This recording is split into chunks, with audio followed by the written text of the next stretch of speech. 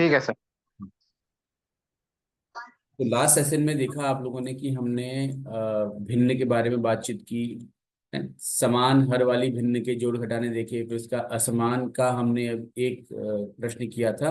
मैं चाहूंगा कि एक प्रश्न मैं दे रहा हूं आप लोगों को, आप वो सॉल्व करें जल्दी जल्दी। ठीक है, सभी लोग लिखें। अगर किसी एक को भी नहीं समझ में आया तो प्लीज बोलिए, मैं सामने से दोबारा सॉल्व करके आप लोगों को एक बार और एक्सप्लेन कर दूंगा। तो 6/3 + 2/9, इसको सॉल्व करिए जल्दी जल्दी। 6/3 + 2/9 सॉल्व करिएगा, और साथ में एक और प्रश्न सॉल्व कर लीजिएगा। 8/4 - 6/2।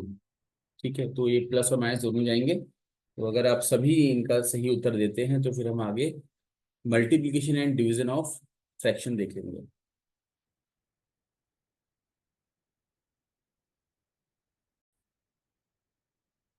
देखिए, जैसे कि पहले भी आप लोगों को बताया गया था ना कि जब डिनोमिनेटर सेम नहीं होते हैं तो पहले पहला काम हमारा होता है कि इनका एलसीएम लें और हम इनको लाइक फ्रैक्शन में कन्वर्ट करें। तो देखो, डिनोमिनेटर क्या क्या है, 3 और 9। पहले इसी प्रश्न को हम हल कर लेते हैं। तो 3 और 9 का एलसीएम लेना है हमने। एलसीएम लेने का मैंने तरीका बताया है आप लोगों को अभी। तो हम जो भी एक सिंपल तरीका उसको यूज कर रहे हैं, बाद में शॉर्टकट वगैरह देखते रहेंगे। ठीक है, तो 3 का जो प्राइम फैक्टर है वो 3 होता है, और 9 का 3 × 3। ठीक। अभी जो लोग पहले से प्रैक्टिस में है मैथ्स की, वो तो बोलेंगे कि सर ये देखो यहाँ पर 3 है, 9 है, तो 3 × 3 = 9 कर लेते हैं। तो ठीक है, वो कर लेते हैं, बट हर जगह ऐसा नहीं हो पाएगा। इसलिए हमको प्रॉपर जो मेथड है, जो हर किसी भी तरीके के प्रश्न में अप्लाई हो जाए, वो लेके चलना है। तो यहाँ पर कॉमन फैक्टर ले लिया हमने पहले 3, और फिर अब जो बचा वो भी ले लिया। तो 3 × 3 = 9, तो एलसीएम क्या हो जाएगा हमारे पास, 9 हो जाएगा। दूसरा स्टेप क्या होता है कि अब हमारे पास जो एलसीएम आया है वही हमारा फाइनल डिनोमिनेटर होगा, दोनों ही फ्रैक्शंस का या तीनों फ्रैक्शन का जिनको हमने ऐड करना है। तो 3 को 9 बनाने के लिए हम क्या करेंगे, 3 × 3 करना पड़ेगा हमको, क्योंकि अब नीचे 3 से मल्टीप्लाई कर रहे हैं तो ऊपर भी 3 से मल्टीप्लाई करेंगे, है ना। तो ये हो जाएगा कि आपका 6 × 3 = 18, और नीचे आपका 3 × 3 = 9, प्लस 9 को 9 बनाने के लिए तो हम 1 से मल्टीप्लाई करेंगे। तो नीचे 1 से मल्टीप्लाई किया, ऊपर ही 1 से मल्टीप्लाई करते हैं। तो 2/9। देखो, जो मैं आपको तरीका बता रहा हूँ ये बेसिक तरीका है, और इस बेसिक तरीके से कोई भी प्रश्न आपका आता है फ्रैक्शन का, तो उसको आप सॉल्व कर सकते हैं। ठीक। बेसिक तरीका इसलिए हमको आना चाहिए, बेसिक मेथड हमको इसलिए हमेशा आना चाहिए। बाकी फिर शॉर्टकट वगैरह बाद में होते रहते हैं। अब यहाँ पर ये बन गया लाइक फ्रैक्शन, तो हमें जब अनलाइक फ्रैक्शंस को ऐड या सब्ट्रैक्ट करना हो, पहला स्टेप होता है कि हम उनको लाइक फ्रैक्शंस में कन्वर्ट करें। तो हमने कन्वर्ट कर लिया, और ये कन्वर्जन के लिए हमको एलसीएम निकालना पड़ता है डिनोमिनेटर्स का। ये बात आपको मैं बता चुका हूँ। अभी लाइक फ्रैक्शन बन गए तो फिर इसको सॉल्व करना तो बहुत आसान है। नीचे 9 लिख दिया आपने, ऊपर 18 + 2 यानी 20, एंड 20/9 आपका आंसर आ जाएगा। ठीक है, तो पहला जो प्रश्न था उसका उत्तर क्या आ गया आपका, 20/9। आप सभी लोगों ने ठीक किया हुआ है। ठीक है, तो आगे बढ़ते हैं अब। इसी तरीके से जो सेकंड क्वेश्चन हमारा है उसको भी सॉल्व करेंगे। ठीक है, सेकंड क्वेश्चन में पहला डिनोमिनेटर जो है वो है 4, और दूसरा है 2। तो इनका एलसीएम लेते हैं, पहला जो हमारा स्टेप है एलसीएम लेने का। तो 4 के प्राइम फैक्टर्स होते हैं 2 × 2 = 4, एंड 2 का होता है आपका ओनली 2। तो कॉमन नंबर्स देखिए, कॉमन फैक्टर्स क्या है इसमें, 2। तो पहले एक बार हमने 2 लिखा, और बचा हुआ क्या आपका 2, फिर 2 लिख दिया। तो इस तरीके से हाँ, 2 × 4, तो क्या आएगा हमारे पास 4। तो फ्रैक्शन जो आए हैं उनका एलसीएम आ गया है क्या, 4। ये हम एलसीएम निकाल रहे हैं। ठीक है, और अब जो एलसीएम आया है वही क्या होगा, दोनों का कॉमन डिनोमिनेटर बन जाएगा। तो हमको अब 4 लेकर के आना है दोनों के डिनोमिनेटर में। तो यहाँ पर 4 को 4 बनाने के लिए करेंगे, 1 से मल्टीप्लाई कर देंगे। 8 × 1, क्योंकि जिस नंबर से नीचे मल्टीप्लाई कर रहे हैं वही नंबर ऊपर मल्टीप्लाई करना पड़ता है। 4, सॉरी 2 को 4 बनाना है हमने, 2 × 2 = 4 होता है। तो 6 को भी 2 से मल्टीप्लाई करेंगे, तो क्या हो जाएगा, 8 × 1 = 8, अपॉन 4 1 ज़ा 4 माइनस 6 2 ज़ा 12 अपॉन 2 2 ज़ा 4। ठीक है, तो ये कॉमन आ गया आपके पास 4, ऊपर हो गया 8 - 12। अब इसको हम सॉल्व करेंगे। ठीक है, अच्छा ये कंसेप्ट तो आपको पता ही होगा कि हम कभी भी छोटे नंबर से बड़े नंबर को माइनस तो नहीं कर सकते, लेकिन अगर करना पड़ेगा तो हम क्या करेंगे, 12 से माइनस करेंगे 8 को, तो 12 - 8 4 हो गया अपॉन 12। अब क्योंकि 12 के साथ जो साइन है वो क्या है, नेगेटिव का है, तो बड़े नंबर के साथ जो नाइन साइन होता है उसी को हम कैरी करते हैं, तो माइनस का 4/12 ये आपका आंसर आ जाएगा। ठीक है, अब इसको और सॉल्व करते हैं आगे, लेकिन अभी वो सॉल्व करने वाला जो काम है वो बाद में होता रहेगा, वरना 4 3 ज़ा 12 आपका माइनस का 1/3 आ जाएगा। ये भी आप लोग को आता ही होगा, बट अभी फिलहाल मैं अपने इस क्लास में ये चीज़ डिस्कस नहीं कर रहा हूँ। ठीक है, क्योंकि एक साथ एक से ज़्यादा कंसेप्ट डिस्कस करने में क्या होता है ना, तो जिन्होंने पहले से मैथ्स को उतना सीरियसली नहीं लिया है उनके लिए और ज़्यादा कॉम्प्लेक्स बन जाता है मैथमेटिक्स। आई होप कि ये क्लियर हो गया होगा आप लोगों को। क्लियर है? किसी को यहाँ तक कोई डाउट है तो प्लीज पूछिएगा। ठीक है, मैं ये मान के चल रहा हूँ कि आपको आ गया है। अब मैं आगे टॉपिक डिस्कस कर रहा हूँ। अब आते हैं हम मल्टीप्लीकेशन यानी कि गुणा। ठीक है, भिन्नों का गुणा और भाग, सिंपल सा है। अब इसमें लाइक फ्रैक्शन अनलाइक फ्रैक्शन कुछ भी हो, फर्क नहीं पड़ता। जोड़ और घटाने में यानी कि एडिशन और सब्ट्रैक्शन में तो होता है कि हमको अनलाइक फ्रैक्शंस अगर आते हैं तो थोड़ा सा उसको सॉल्व करने के लिए एलसीएम वगैरह निकालना पड़ता है। बट मल्टीप्लिकेशन और डिवीजन में ये कुछ करने की जरूरत नहीं पड़ती, ये बहुत सिंपल होता है। अगर हम ये कहें कि भिन्नों का गुणा और भाग भिन्नों के जोड़ घटाने से सरल होता है तो गलत नहीं होगा। प्रश्न संख्या 1 लेते हैं, 2/3 × 4/3। Second question, 6/8 × 5/3। इनको आप सॉल्व कर लेते हैं। तो देखो, गुणा करने में हमें न्यूमरेटर को न्यूमरेटर से यानी कि अंश को अंश से गुणा करना पड़ेगा, तो यानी कि 2 × 4। और डिनोमिनेटर को डिनोमिनेटर से मल्टीप्लाई करेंगे यानी 3 × 3। ठीक है, इसी तरीके से यहाँ पर भी 6 × 5 और नीचे 8 × 3। आप सभी को ये आता है, कुछ नया नहीं है, इसलिए मैं सिर्फ एक एक प्रश्न बता करके आगे बढ़ जाऊंगा। ठीक, तो 4 2 ज़ा 8। अगर किसी का कोई डाउट होगा इसमें तो वो सॉल्व हो जाएगा इससे। और 6 5 ज़ा 30 अपॉन 8 3 ज़ा 24। ठीक है, तो आपके आंसर आ जाएंगे। ठीक है, तो गुणा तो ऐसे ही करते हैं, फिर ये तो सरल ही है, आप लोग को आ ही रहा होगा।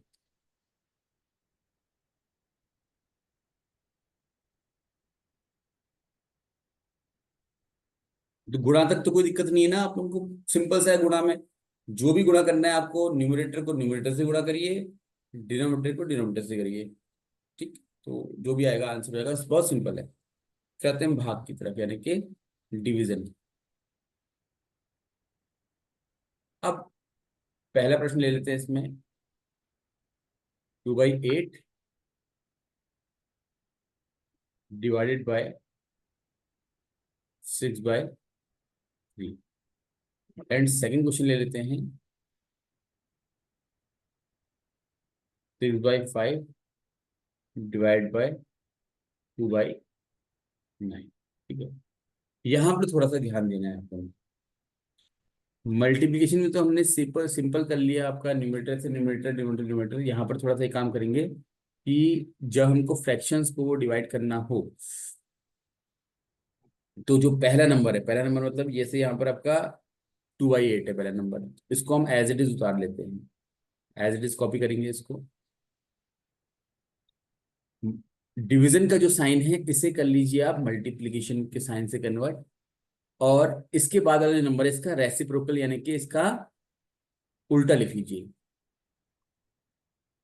हमारे पास 6/3 था ना, हम 3/6 कर लेंगे इसको। ठीक है, तो अभी क्या हो गया, अभी मल्टीप्लिकेशन बन गया। तो हम डिवीजन को मल्टीप्लिकेशन में कन्वर्ट करने के लिए जो पहला नंबर है उसको तो एज इट इज उतारेंगे, एज इट इज कॉपी करेंगे, लेकिन जो सेकंड नंबर है डिवीजन के साइन के बाद जो नंबर है उसे कर लेंगे हम क्या, रेसिप्रोकल, उसका उल्टा कर लेंगे। ठीक है, तो ये मल्टीप्लिकेशन में कन्वर्ट हो जाएगा। अब आप इसको सॉल्व कर सकते हैं। कैसे सॉल्व करेंगे? मल्टीप्लाई करना आपको आता ही है, 2 × 3 एंड 8 × 6, क्या हो जाएगा, 3 × 2 = 6 अपॉन 8 × 6 = 48। ऐसे ही यहाँ पर करते हैं तो देखो 6/5 मैंने बताया था अभी आप लोगों को, पहला नंबर तो ऐसे ही रहेगा आपका। और अब डिवीजन के साइन को हम मल्टीप्लिकेशन साइन से कन्वर्ट कर देंगे और ये आपका उल्टा कर लेंगे, इसको 9/2 हो जाता है। तो 6 × 9 = 54 और 5 × 2 = 10। ठीक है, तो ये आपके पास आंसर आ गया। क्लियर है? बस डिवीजन में ये थोड़ा सा ट्रिक लगानी है आप लोगों को, बाकी कुछ नहीं करना। अभी 2 प्रश्न मैं देता हूँ आप लोगों को, उनको करिए और फिर हम आगे बढ़ते हैं नए टॉपिक के साथ। पहला प्रश्न है 6/18 डिवाइड बाय 3/5। ठीक है, इसे करिए, इसे करिए। और दूसरा प्रश्न है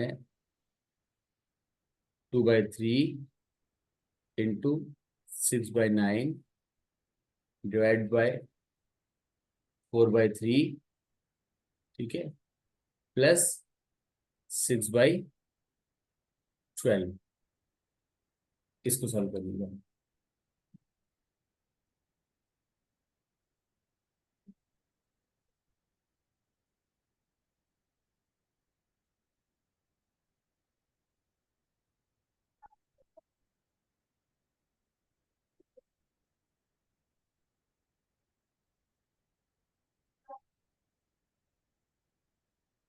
ठीक है, पहला प्रश्न तो आप कर लेंगे इजीली, जैसे कि बताया गया था, है ना।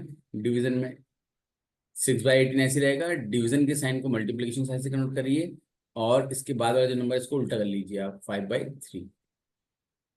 तो 6×5 = 30 और 18×3 = 54। देखिए, जब फर्स्ट क्लास मैथ्स की हुई थी मैंने वहां पर भी आप लोगों से कहा था कि आपको कम से कम 20 तक टेबल बाय हार्ट करने हैं, और ऐसे करने हैं कि 17 8 होता है क्या, तुरंत आपके मुंह से निकल जाए, इतना होता है क्या, ऐसा। ठीक है, कोशिश तो ये करनी चाहिए कि हमको 30 तक 40 तक टेबल जितना लर्न हो सके, लेकिन ठीक है, उतना जाने की जरूरत नहीं है, हमारा काम चल जाएगा अगर 20 तक भी आपको टेबल याद होती है तो वो कर लीजिए। ठीक, तो ये हो गया हमारा है सॉल्व। सेकंड क्वेश्चन में थोड़ा सा याद रखना है हमको कि एक टॉपिक आता है सिंप्लीफिकेशन का, मैंने अभी डिस्कस किया नहीं है आपके साथ, मैं कर दे रहा हूँ। ठीक, सरलीकरण। फ्रैक्शन में यही इतने ही टॉपिक होते हैं, फ्रैक्शन ये कंप्लीट हो गया हमारा। अब हम फ्रैक्शन के एप्लीकेशंस करेंगे आगे। सरलीकरण मतलब सिंप्लीफिकेशन। एक नाम सुना होगा आपने बहुत ज्यादा, बॉड मास, सुना है? इसमें बी होता है क्या, ब्रैकेट। ओ होता है ऑफ, ऑफ ऑलमोस्ट मल्टीप्लिकेशन की तरह ही होता है आपका। अगर समझने के लिए बात करें भी, बताऊंगा आप लोगों को, कल की क्लास में डिस्कस करूंगा इस पर मैं, जब हम परसेंटेज वाले क्वेश्चंस करेंगे तो हम मोर देन लेस देन वाले कंसेप्ट आते हैं ना, तो वहां पर आएगा ये। डी मतलब होता है आपका डिवीजन, डिवीजन मतलब भाग। एम मतलब होता है मल्टीप्लाई, मल्टीप्लाई मतलब गुणा। ए मतलब होता है एडिशन और एस मतलब होता है सब्ट्रैक्शन। तो इसका मतलब ये हुआ कि जब भी हमारे पास इस तरीके की इक्वेशन आएगी आपकी, या इस तरह से का आपका सीरीज आएगी, तो सबसे पहले हम भाग करेंगे।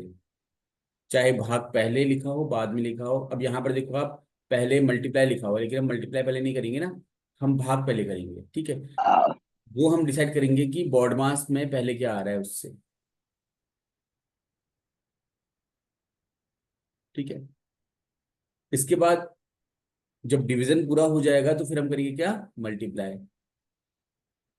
ठीक, और अच्छा, जो ये सॉल्व कर सकते हैं वो करिएगा, हाँ सॉल्व, क्योंकि मैंने ये नहीं कहा कि सॉल्व नहीं करना है, आप इसको करते रहिए। और जिनको थोड़ा सा सिंप्लीफिकेशन का कंसेप्ट नहीं आता है उनके लिए मैं डिस्कस कर रहा हूँ सर। जिनको सिंप्लीफिकेशन का कंसेप्ट पता है तो वो तो करो सॉल्व, कोई इशू नहीं है। ठीक है, और जिनको नहीं पता है वो यहाँ ध्यान दीजिए। फिर पहले आप डिवाइड करेंगे, यानी कि पहले आपने ये सॉल्व करना पड़ेगा आपको। ठीक, देन आप करेंगे मल्टीप्लाई, तो जो भी कुछ आएगा फिर आप मल्टीप्लाई की तरफ जाएंगे। एंड देन आपका आता है एडिशन, फिर आप करेंगे ऐड। और जब सब कुछ हो जाएगा तो बचेगा आपका फिर सब्ट्रैक्शन। तो इस तरीके से हमारे पास ये बॉड मास काम करता है। ब्रैकेट और ऑफ वाला भी कंसेप्ट बताऊंगा आपको मैं, कल की क्लास में डिस्कस कर लेंगे उसको, ठीक है। तो अब जैसे ये प्रश्न हमारे पास है तो इसको हमने सॉल्व करना है। सॉल्व करने के लिए करेंगे, तो डिवाइड कर लिया पहले हमने, तो इसको सॉल्व कर लेते हैं। 6/9 डिवाइड बाय 4/3। तो मैंने बताया था आपको 6/9 तो ऐसे ही रहेगा। डिवाइड डिवीजन का जो साइन है उसको मल्टीप्लाई से चेंज कर लेंगे हम, यहाँ हो जाएगा 3/4, उल्टा कर लिया। तो 3 से 9 कैंसिल हो गया आपका 3 टाइम्स। इधर 2 2 3 6 एंड 2 2 4। तो ऊपर बचा सिर्फ आपका 3, और नीचे 3 2 6। ठीक है, तो ये पूरे की जगह पर, ये पूरी जगह पे हमारे पास आएगा क्या, 3/6। अब ये हमारे पास नई सीरीज बन गई। नई सीरीज क्या बन गई,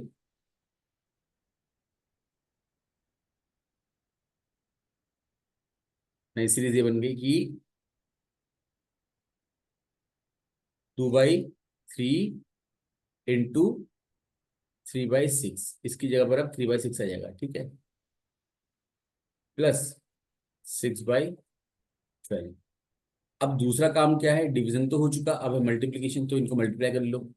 तो 3 से 3 कैंसिल हो गया आपका पूरा पूरा, 2 से 6 3 टाइम कैंसिल हो गया। क्या बचेगा, ऊपर तो कुछ बचा ही नहीं। 1/3 एंड प्लस 6/12 हो गया। अब क्योंकि एडिशन करना है हमको, और न्यूमरेटर तो डिफरेंट है, यानी कि अनलाइक फ्रैक्शन है, सर डिनोमिनेटर, तो डिनोमिनेटर अलग है, तो यानी कि अनलाइक फ्रैक्शन है। तो हम पहले इसको लाइक फ्रैक्शन में कन्वर्ट करेंगे। लाइक फ्रैक्शन मतलब कि एलसीएम लेंगे। अब एलसीएम लेने में अभी तक तो हम प्रॉपर तरीका अपना रहे थे, अभी आप एक काम करिएगा कि डिनोमिनेटर में आप देख लीजिएगा, अगर मल्टीपल है एक दूसरे के तो यहीं से हो जाएगा। तो 3 4 12 होता है, कितना होता है, 3 4 12, तो हमारा एलसीएम क्या आएगा आपका, 12 भी आ जाएगा। ठीक है, और 3 को 12 बनाने के लिए हम 4 से मल्टीप्लाई कर रहे हैं, तो ऊपर भी मल्टीप्लाई करना पड़ेगा 4 से। जिस नंबर से आप डिनोमिनेटर में मल्टीप्लाई करेंगे वही नंबर से आपको न्यूमरेटर में मल्टीप्लाई करना पड़ेगा। तो 4 1 जा 4 एंड प्लस 6, तो आपका आता है ये 10/12। ठीक है, तो 10/12 को और अगर हम थोड़ा सा सिंप्लीफाई करते हैं, सॉल्व करते हैं, तो लिखते रहो 10/12। तो 2 से हो जाएगा ये 5, और 2 6 जा 12, तो इस तरीके से आपका ये 5/6 आंसर आएगा।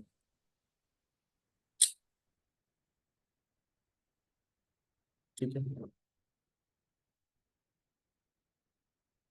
तो ये आप कर सकते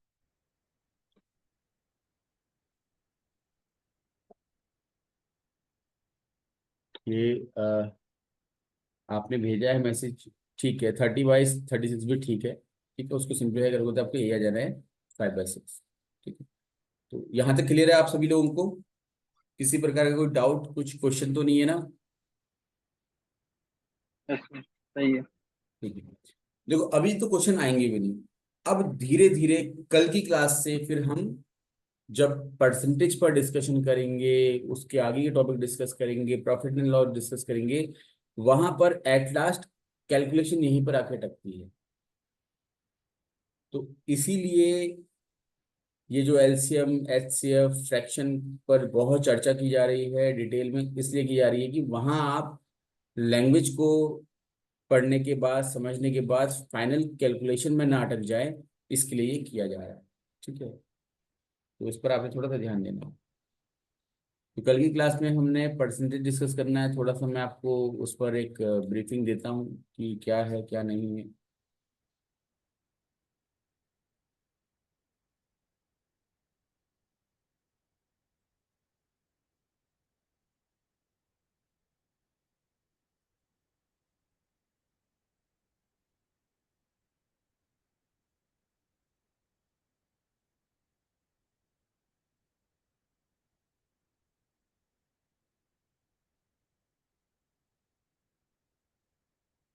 देखिए प्रतिशत,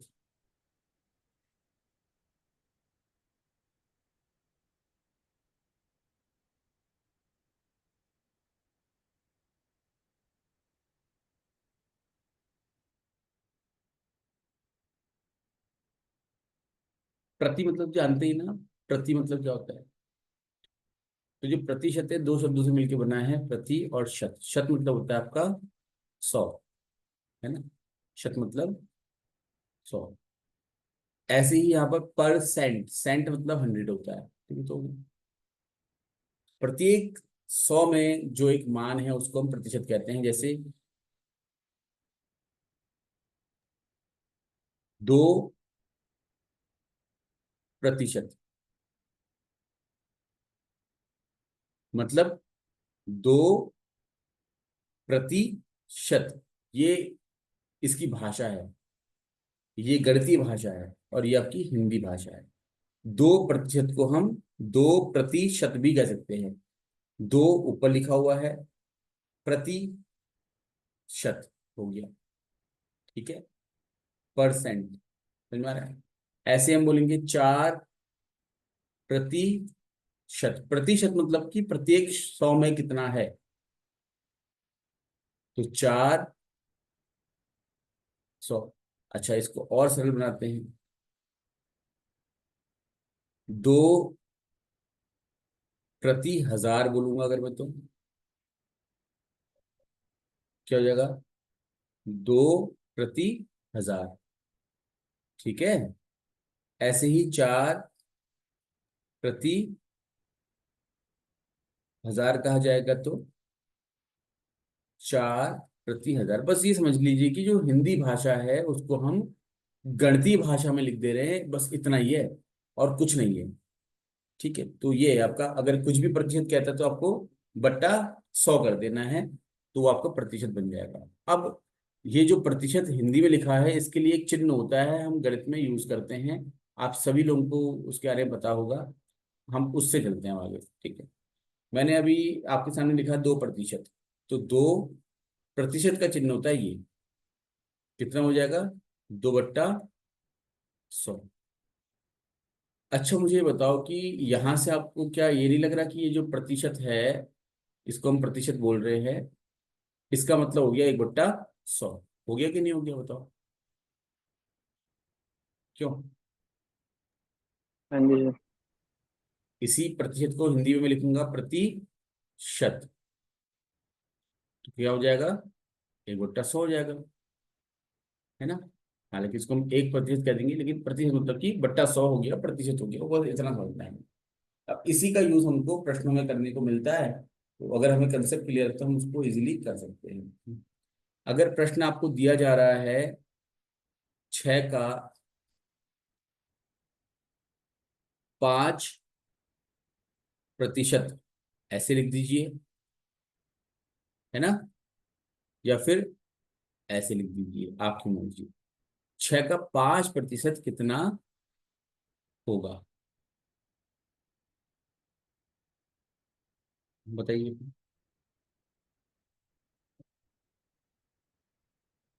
व्हाट इज द 5% ऑफ 6, क्या हो जाएगा, क्या करेंगे इसके लिए। 6 पावर। बिल्कुल, इसे हम लिखेंगे 6 × 5/100, ठीक है। अच्छा, मैंने अभी आपसे कहा था कि बोर्ड मास में ऑफ जो लिखा है ना उसका मतलब बताऊंगा आपको मैं। तो इसको मैं जब अंग्रेजी में लिखता हूँ तो मैं बोलूंगा 5% ऑफ 6, ठीक है। तो ये जो ऑफ है ना, ऑफ, मैंने आपसे कहा था कि ये ऑफ में हम मल्टीप्लाई का साइन यूज कर लेंगे अभी। हालांकि ये सिर्फ समझने के लिए मल्टीप्लाई को दिमाग में बैठा लो, बाकी कंसेप्ट में बताऊंगा आपको आगे। तो 5% मतलब कि 5/100 × 6, तो ये क्या हो जाएगा आपका, 5/100 × 6 हो जाएगा। तो सॉल्व कर लीजिए, जो भी सॉल्यूशन आएगा इसका आपका 6×30/100, तो 0 से 0 कैंसिल हो गया, आपका कितना आएगा, 3/10। तो ये आएगा आपका 6 का 5%। इसी तरीके से कई सारे प्रश्न बना करके आप अपने इस तरह से कर सकते हैं, तो वो बहुत ऐसा कोई कठिन नहीं होता है।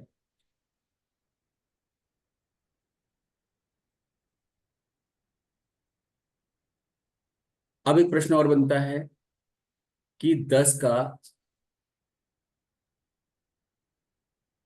कितना प्रतिशत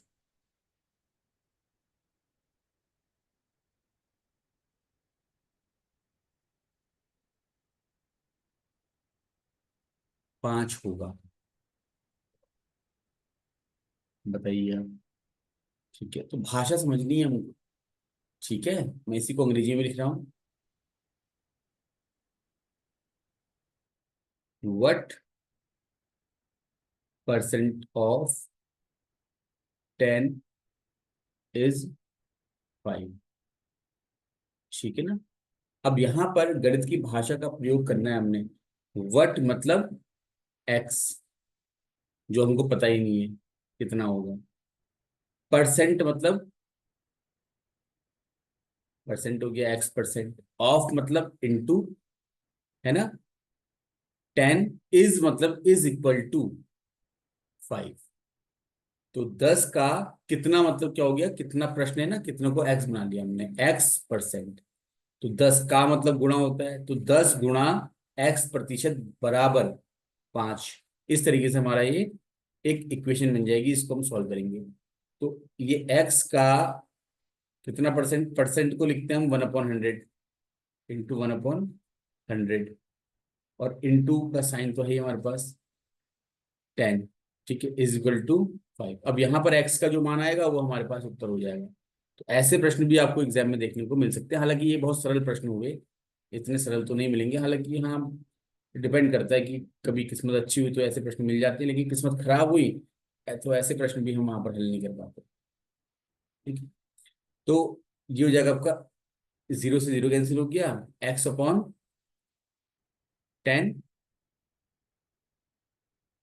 इज इक्वल टू 5, और x इज इक्वल टू, ये 10 वहां चले जाएगा उल्टे हाथ पे आपका।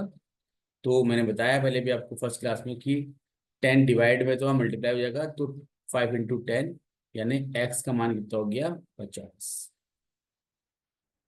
क्या प्रश्न था कि व्हाट परसेंट, x%, तो 50%। तो 50% ऑफ 10 इज 5, यानी कि 10 का 50% 5 होता है। 50% 5 होता है, 50% होता है आधा आपका। ठीक है, 10 का 50% 5 होता है। क्या होता है वास्तव में, चेक करें एक बार। तो 10 का 50% बराबर 5 होता है, ऐसा आना चाहिए हमारा, ये आना चाहिए सॉल्व करके इसको। हाँ, तो 10 × 50% मतलब अपॉन 100। ठीक है, जीरो जीरो कैंसिल हो गया आपके, कितना बचा, सिर्फ 5। तो 50% ऑफ 10 इज 5। तो ऐसे प्रश्न आएंगे तो पहली बार देखने में लगता है कि लैंग्वेज बहुत टफ है, लेकिन इतनी टफ होती नहीं है वो। अगर हैबिट में हो तो आसानी से हो जाता है। ठीक है, मैं फिर से कह रहा हूँ, इतने आसान प्रश्न नहीं आते हैं एग्जाम में, लेकिन वो जो कठिन प्रश्न जिनको हम कठिन कहते हैं वो कठिन एक्चुअल में होते नहीं है। वो कठिन प्रश्न जो हैं, जिन्हें हम कठिन कह रहे हैं, वो इस तरीके के जो सिंपल सिंपल सिंपल कंसेप्ट को समझ करके प्रैक्टिस करके इजीली हो जाता है। तो आज की क्लास में हम इतना ही करेंगे। परसेंटेज वाले क्वेश्चंस पर आपने अभी ज़्यादा ध्यान देना नहीं है, मैं कल प्रैक्टिस कराऊंगा आप लोगों को। अभी फिलहाल आप लोगों को जो मैंने 16 क्वेश्चंस दिए हैं अराउंड एलसीएम एचसीएफ के, वो करिएगा। फिर कल की क्लास में हम परसेंटेज वाले क्वेश्चंस करेंगे, तो देन उसके बाद कल के क्लास के बाद आपको नंबर ऑफ क्वेश्चंस मैं अच्छे खासे दूंगा, और इस पर थोड़ा एक्सपर्ट बनना पड़ेगा आपको, है ना। फिर हम आगे बढ़ करके नेक्स्ट, कल ही हमको परसेंटेज वाला पूरा टॉपिक कंप्लीट कर लेना है। हालांकि पॉसिबल नहीं है तो, लेकिन कोशिश करेंगे कि लंबी क्लास कर लें, कोई इशू नहीं है, लेकिन कंप्लीट करेंगे। तो ठीक है फिर, आज के लिए इतना ही करते हैं। Thank you all of you.